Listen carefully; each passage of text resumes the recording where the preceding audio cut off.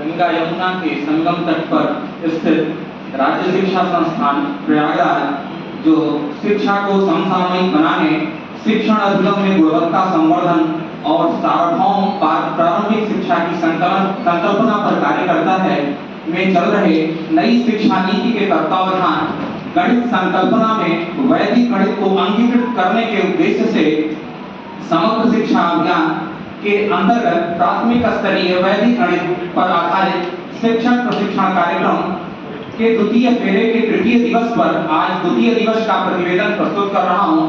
द्वितीय दिवस का प्रारंभ राज्य शिक्षा संस्थान प्रयागराज के सभागार में 10 बजे प्रारंभ हुआ, जिसमें वाणी की अधिष्ठात्री देवी मां वीरापाणी को नमन करते हुए ईश वंदना प्रारंभ की गई, जिसके उपरांत प्रथम दिवस का प्रतिवेदन दिया गया, जिसके बाद बड़े ही गदोल सुभाषी श्री सुनील कुमार तिवारी जी द्वारा बाबा गोस्वामी तुलसीदास के श्लोक से सत्र का प्रारंभ किया गया।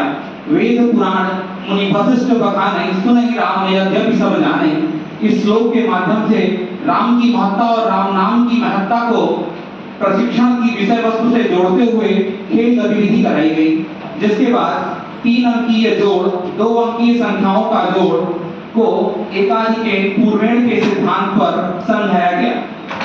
अगले सत्र में वैदिक गणित ही नहीं, विभिन्न शिक्षा क्षेत्रों में अपना योगदान देने वाले श्री एस.एन. चौरसिया सर द्वारा गणित को परिभाषित किया गया, जिसके उपरांत उन्होंने स्वामी भारती श्री कृष्ण तीर्थ महाराज के दिए गए वैदिक गणित के 16 सूत्रों पर संक्षिप्त चर्चा की गई। उन्होंने बताया कि सूत्रों का क्रम बदला नहीं जा सकता। उन्होंने बताया कि प्राथमिक स्तर पर एकाधिके पूर्वेण निखिलम नवतः चरमम दष्टः ऊर्ध्वतिरित्याभ्याम एक न्यूनेन पूर्वेण ही पाठ्यक्रम का हिस्सा है।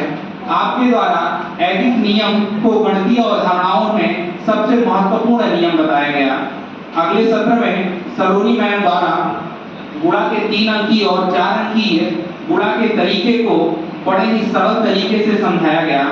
आप द्वारा वर्ग धन को आसानी से वैदिक गणित के माध्यम से कैसे हल कर सकते हैं समझाया गया, जिसके उपरांत मध्यावकाश हुआ। मध्यावकाश के उपरांत आलोक सर ने गणितज्ञ भास्कराचार्य की कहानी से सत्र को शुरू किया, जिसके बाद उन्होंने एक न्यूनेन पूर्वेण को सरल तरीके से समझाया व उसे गतिविधि के माध्यम से विषय वस्तु को सरल और रोचक बनाते हुए गणितीय अवधारणाओं को समझाया।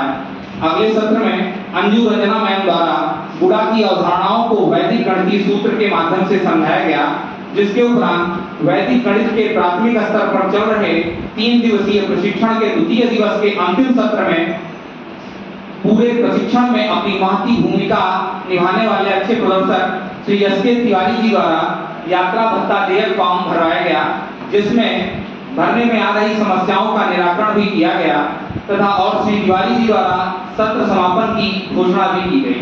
Thank you.